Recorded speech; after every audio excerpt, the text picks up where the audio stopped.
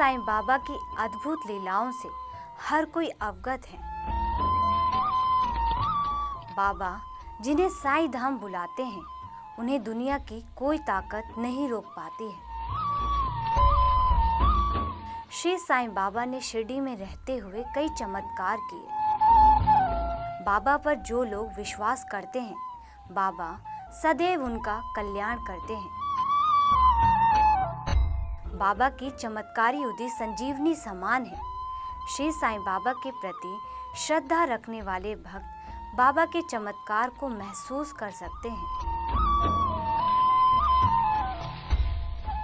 कानपुर के जवाहरनगर में रहने वाले अशोक कुमार सिंह जी को भी 19 साल पहले बाबा के चरणों में आने का मौका मिला, जिसके बाद बाबा के प्रति उनकी श्रद्धा अटूट हो गई। अशोक जी का कहना है कि हर क्षण वो बाबा को अपने पास महसूस करते हैं, जिससे उन्हें जीवन में किसी भी चुनौतियों से सामना करने की शक्ति मिलती है। ओम साईं राम।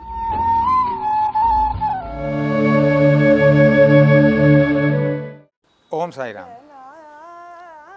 हम अशोक कुमार सिंह जवाहरनगर कानपुर के निवासी हैं और लगभग 19 साल पहले हमको बाबा के चरणों में आने का मौका मिला। उसके बाद से हमारे 2 सहयोगी अनिल तिवारी और मिनोचा जी, साथ में हम लोग 3 लोग आते थे और बृहस्पतिवार इतवार को सुबह 5:30 बजे हम यहाँ आ जाया करते थे। बाबा का स्नान आरती सब कराने के बाद वापस जाते थे। सन 2002 में शिरडी जाने का मौका मिला। हमें जाना था अपने घर से स्टेशन जवाहरनगर से, कुलदीप जी को जाना था आनंदपुरी से। अभीम कोठी चौराहे पर इतना जाम मिला हमको कि हम तो हार गए कि पहुंच नहीं पाएंगे। ट्रेन का एकदम टाइम हो रहा था और जाम में इतना फंसे थे कि रिक्शा क्या पैदल निकलना मुश्किल था। मेरे पास 5 सामान थे।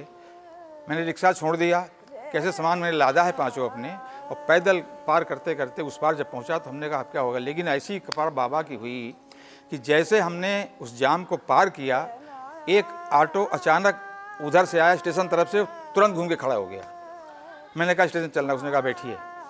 स्टेशन पहुंचा। स्टेशन जब पहुंचा मैं, तो प्लेटफार्म पहुंचते पर मेरी ट्रेन मूव कर चुकी थी और मैं ट्रेन में बैठ गया।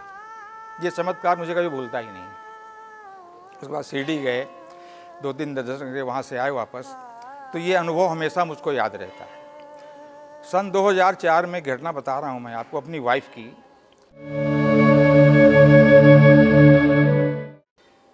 उनको एक ब्रेस्ट में गांठ थी। उसका जब टेस्ट किया गया तो कैंसर उसमें क्लियर हुआ। मैं तो इतना उदास और हार गया अंदर से कि मेरे तो अंदर से बिल्कुल हिम्मत ही खत्म हो गई। डॉक्टर से राय ली गई, उन्होंने कहा ऑपरेशन होगा इसका, और मेरी हिम्मत न पड़े ऑपरेशन कराने की। फिर भी ऑपरेशन कराया हमने। ऑपरेशन बहुत सक्सेस रहा।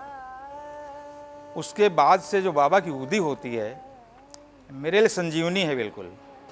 हम और हमारी पत्नी उस उदी को सीने पे, माथे पे नियमित लगाना है। नहाने के बाद पहला काम उदी लगाने का होता है। मेरे जीवन का अनुभव ये मेरी संजीवनी है वो, और मैं आज तक तब से उस उदी को नहीं छोड़ता हूँ। ये मेरे अनुभव हैं। ये एक अनुभव बता रहे हैं और आपको। मेरे एक रिश्तेदार समधिन मेरी थी, उनका हार्ट का ऑपरेशन होना था बेंगलोर में सत्य साईं के मंदिर में। वो यहाँ से गई, हम मंदिर यहाँ आए हुए थे। हमने पंडित से कहा पंडित जी कुछ आशीर्वाद दीजिए, मेरी समधिन का ऑपरेशन है हार्ट का, हम आशीर्वाद वहाँ भेज दें। मेरे दामाद बंगलोर गए हुए, दामाद के छोटे भाई, एक लोगों को और बाद में वहाँ जाना था। हमने उनके हाथ वो प्रसाद, नारियल और चुंडी भेज दी। बेंगलोर चली गई वो।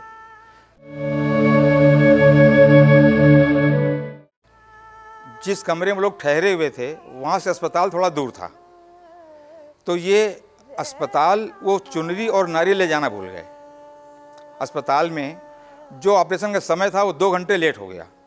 तब तक वो कमरे में वापस आकर के नारियल और चुनरी भी ले गए। ले जाने के बाद अस्पताल में हमारी समधिन के सर पे उन्होंने चुनरी रख दी और नारियल दे दिया। उनको बिल्कुल 2-3 मिनट के अंदर नींद आ गई, और जब नींद आई उन्होंने स्वप्न क्या देखा कि उनके पति एक गड्ढे में गिर गए हैं बाबा ने उनको सहारा दे के उठाया कि बेटा जा, तेरा कल्याण हो जाए। ये उनको स्वप्न में दिखाई पड़ा। ऑपरेशन हुआ, आज वो भी बिल्कुल स्वस्थ हैं। और मेरी वाइफ, जिनको ब्रेस्ट कैंसर था, ऑपरेशन होने के बाद आज भी कम से कम 15 साल हो गए हैं। और इतनी दया बाबा की है कि आज बिल्कुल स्वस्थ हैं। उस ऊदी का कमाल है कि उनको आज तक उसके बाद कोई परेशानी हुई ही नहीं। ये बड़े चमत्कारिक अनुभव बाबा के हैं। और जब जब बाबा को याद किया है, बाबा बिल्कुल पास में आए हैं।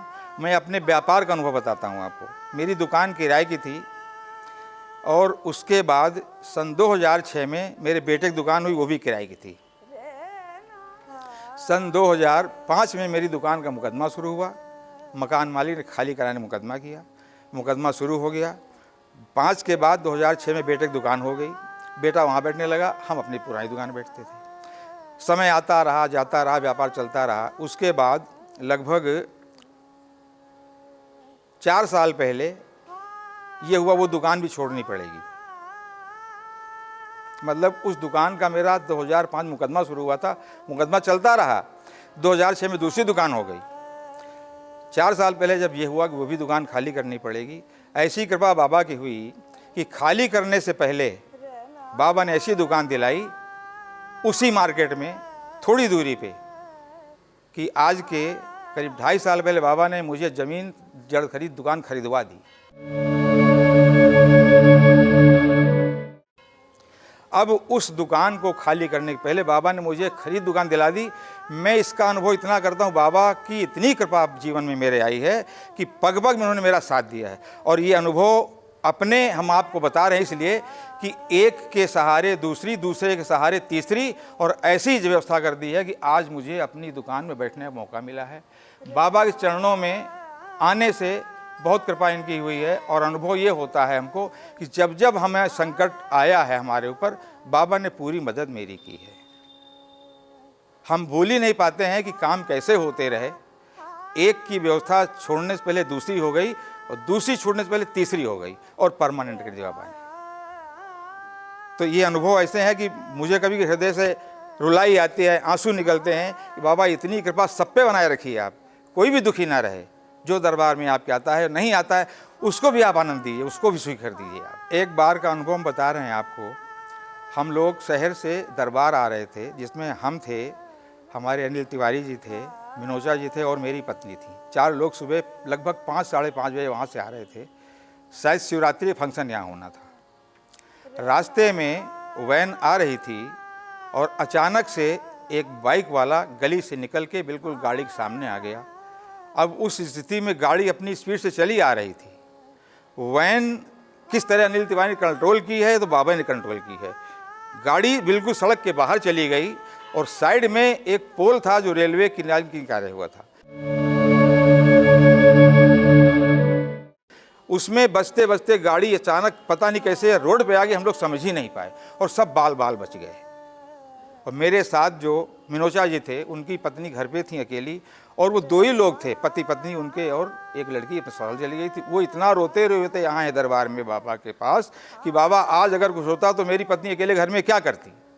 लेकिन जो बड़े हाथ वाला है, सबकी रक्षा करने वाला है, ये अनुभव भी नहीं भूलता कभी कि गाड़ी सड़क से ऊपर से नीचे बिल्कुल उतर जाए। उधर लाइन पटरी भी है, उसका एक बहुत बड़ा पोल भी लगा हुआ है, लेकिन पता नहीं बाबा ने स्टीयरिंग अपने हाथ में ले ली कि गाड़ी फिर उधर सड़क पे आ गई। हम लोग फिर राजी खुशी अपने मंदिर में आ गए।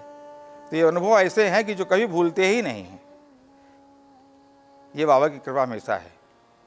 और हम बाबा से एक दुआ करते हैं, बाबा सबकी रक्षा करें, सबका भला करें, सबके कष्ट हरें, और करते हैं वो सबकी भला।